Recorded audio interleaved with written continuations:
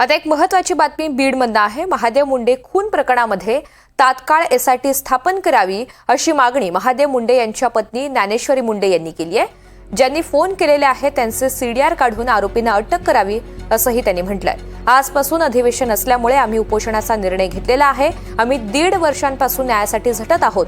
लेकरांना घेऊन मी पोलीस स्टेशनला जातेय, काही देखील न्याय भेटलेला नाही असंही त्यांनी म्हटलंय।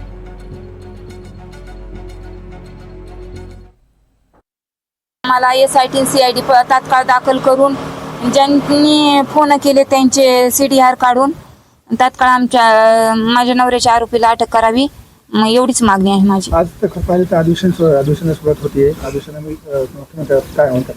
मग आता दसाहेबांनी सांगितलं आहे ना मी अधिवेशनात मुद्दा मांडल म्हणून, तरी पण गेलेल्या बी अधिवेशनात आवड साहेबांनी मुद्दा मांडून बी काही झालं नाही। मग ह्या अधिवेशनात तरी लक्ष देऊन तात्काळ उपोषणाला, मग उपोषणाचा निर्णय आम्ही आज म्हणून तर घेतला आहे ना की काहीतरी आम्हाला न्याय भेटेल ना। आम्ही न्यायाच्या भूमिकेत किती आहोत, आम्ही 1.5 वर्ष झालं सारखे झटत आहोत। लेकरं बाळा घेऊन मी सारखी पोलीस स्टेशनला आहे, तरी पण न्याय नाही। मग का न्याय भेटत नाही हेच विचारायचं आहे। मारणं ते काही गुन्हा, त्यांचा गुन्हा असता तर माझ्या पत्रात टाकायचा होता ना त्यांनी।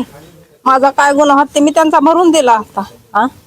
माझे लेकरं एवढं वनावाने सीता मायवानी सून हिंडती, आम्ही एका जागेवर बसता, आम्हाला कोप लागला। आमची मरण युद्धात त्यांनी करावं का आम्ही त्यांची करावं?